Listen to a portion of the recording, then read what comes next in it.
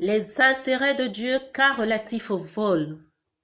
Vie abondante, Dieu créateur, la terre entière, les profondeurs des mers sont entre tes mains. Le début, la fin, Dieu éternel. Tu es le premier, tu es le dernier. Alpha, Oméga. Il n'y a pas d'autre Dieu. Il n'y a pas d'autre roi. Il n'y a pas d'autre Dieu comme toi. Seigneur Jésus-Christ, le Seigneur des Seigneurs, sois adoré. Le roi des rois, sois adoré. L'étoile brillante du matin, sois adoré. Le Messie, le messager du Dieu vivant, sois adoré. L'agneau divin immolé, le sacrifice du Dieu vivant, sois adoré. Le ressuscité du troisième jour, tu as vaincu le tombeau et tu as récupéré les clés du séjour des morts, sois adoré. Le lion de la tribu de Juda, tu fais de tes ennemis ton marchepied, sois adoré. Le chemin, la vérité et la vie, nul ne vient au Père que par toi, sois adoré. La lumière et le salut, tu es la lumière qui châtie toutes ténèbres dans nos vies et tu nous garantis la vie éternelle, sois adoré. L'ancien des jours, tu as existé avant la fondation du monde, sois adoré. Le rocher des âges auquel nous nous abreuvons, sois adoré. L'alpha et l'oméga, c'est toi qui dictes le commencement et la fin de toutes choses, sois adoré. Le premier et le dernier, sois adoré. Amen. Peuple de Dieu, je vous salue au nom de Jésus-Christ. Notre ennemi, le diable, utilise toute voie et toute personne pour nous atteindre dans notre marche ou notre course. C'est ainsi que l'apôtre Paul dit dans 2 Corinthiens 11, verset 26, « Fréquemment en voyage, j'ai été en péril sur les fleuves, en péril de la part des brigands, en péril de la part de ceux de ma nation, en péril de la part des païens, en péril dans les villes, en péril dans les déserts, en péril sur la mer, en péril parmi les faux frères. » Cas premier, vol lié à la contrefaçon. Lévitique chapitre 19 verset 11. Vous ne déroberez point et vous n'userez ni de mensonges ni de tromperie les uns envers les autres. Proverbe 29, 24 nous dit, celui qui partage avec un voleur est ennemi de son âme. Il entend la malédiction et il ne déclare rien.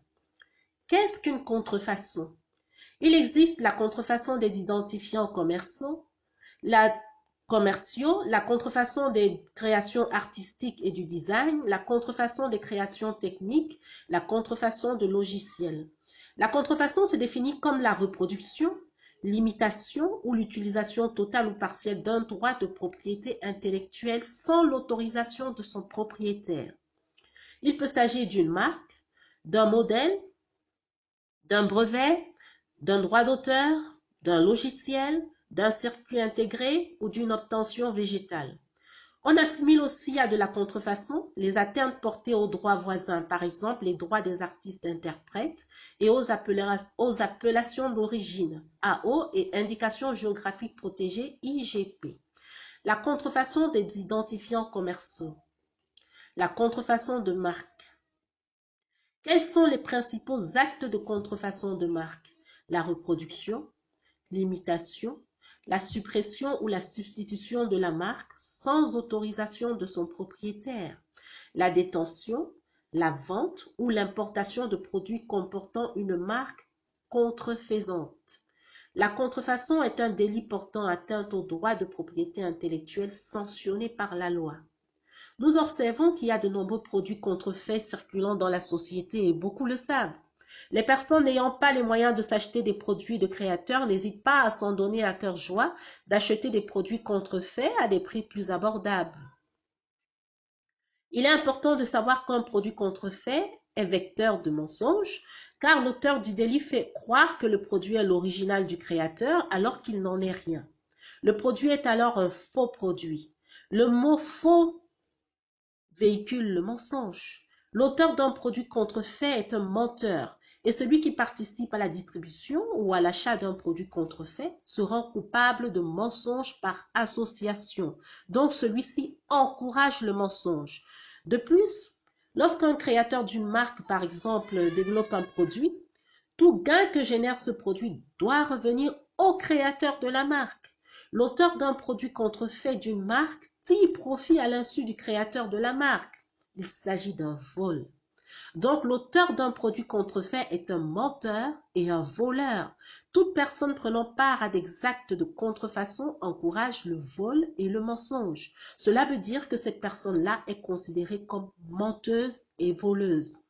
En effet, il est écrit dans 1 Corinthiens chapitre 6, verset 10, « Ne vous abusez point, ni les impurs, ni les idolâtres, ni les adultères, ni les efféminés, ni les infâmes, ni les larrons, c'est-à-dire les voleurs, ni les avares, ni les ivrognes, ni les médisants, ni les ravisseurs n'hériteront le royaume de Dieu. » Si nous n'avons pas d'argent pour nous acheter des produits de créateurs, autant mieux s'abstenir de la contrefaçon car notre salut en dépend.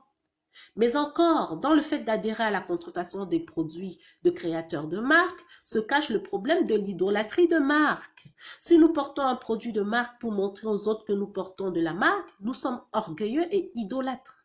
Si nous ne pouvons pas porter autre chose que des produits de marque et qu'ils soient toujours visibles, nous sommes idolâtres, sauf bien sûr les créateurs et associés qui doivent valoriser le produit. Si nous ne sommes pas à l'aise quand nous ne portons pas des produits de marque, nous sommes idolâtres. Si nous portons des produits de marque contrefaits, nous sommes menteurs, voleurs et idolâtres. C'est l'esprit du monde qui est à l'œuvre. Nous devons prier Dieu et demander au Saint-Esprit de nous aider à abandonner cela. Proverbe, chapitre 30, du verset 7 au verset 9 dit, « Je te demande 2 choses, ne me les refuse pas avant que je meure. Éloigne de moi la fausseté et la parole mensongère. Ne me donne ni pauvreté ni richesse. Accorde-moi le pain qui m'est nécessaire, de peur que dans l'abondance je ne te renie et ne dise qui est l'Éternel, ou que dans la pauvreté je ne dérobe et ne m'attaque au nom de mon Dieu. » Les produits de marque ont cette particularité d'avoir été créés avec soin. Ils sont en général garantis de qualité et de longévité. Si nos intentions de cœur sont uniquement d'investir dans des produits de qualité durant dans le temps, c'est autre chose. Amen. Cas deuxième, vol lié à la quantité de produits. Cela relève du domaine de la tromperie sur la marchandise. La tromperie sur la marchandise est un délit irrépréhensible. Osée 12, 7 dit, « Éphraïm est un marchand qui a dans sa main des balances fausses, il aime à tromper. » Amos 8, 5 dit, « Vous dites, quand la nouvelle lune sera-t-elle passée, afin que nous vendions du blé? Quand finira le sabbat, afin que nous ouvrions les greniers? Nous diminuerons les fats et nous augmenterons le prix, nous falsifierons les balances pour tromper. » En général, la tromperie suppose un mensonge qui peut porter sur différents aspects. La nature, l'espèce, l'origine, les qualités, la composition d'une marchandise, la quantité des choses livrées, la livraison d'un autre produit que celui mentionné dans le contrat, l'aptitude à l'emploi, exemple faux diplôme, CV falsifié, les risques liés à l'utilisation d'un produit, les contrôles, le mode d'emploi. Cas troisième, vol lié à la corruption. Ici, la corruption est vue comme les moyens que l'on emploie pour faire agir quelqu'un contre son devoir, sa conscience. C'est le fait de se laisser corrompre. C'est le cas par exemple de la corruption des fonctionnaires. Et nous observons que dans nos sociétés étatiques, le niveau de corruption a atteint un stade où ce sont les fonctionnaires qui exigent de se faire corrompre. À ce moment-là, il s'agit bel et bien d'un vol orchestré. Une personne qui travaille dans un lieu, qu'il soit public ou privé, n'a pas d'autre rémunération à percevoir si ce n'est son salaire. Tout travailleur qui en son lieu de travail perçoit toute autre rémunération que son salaire est un voleur. L'État nous dit de ne pas voler, mais c'est encore cet État qui vole. Romains chapitre 2 verset 21 dit, « Toi donc qui enseignes les autres, tu ne t'enseignes pas toi-même. Toi qui prêches de ne pas dérober, tu dérobes. » Par ailleurs, une exception est faite quand il s'agit de labeur de service où des pourboires sont habituellement donnés pour encourager le travail.